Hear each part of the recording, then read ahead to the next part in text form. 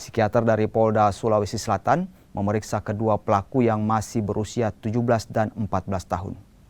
Sejumlah pertanyaan diberikan kepada kedua pelaku penculikan dan pembunuhan bocah 11 tahun.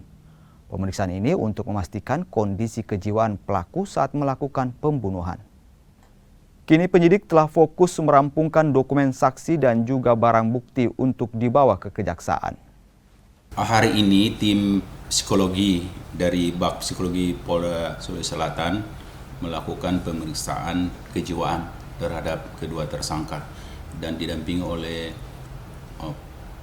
tim dari TP2 TP2A Kota Makassar.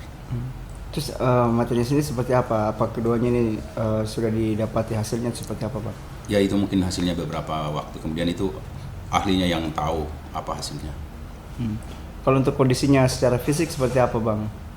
Ya, untuk saat ini kedua tersangka dalam kondisi sehat, fisik, dalam kejiwaan secara kasat mata ya. Itu hasil pemeriksaan kejiwaan itu dari ahlinya yang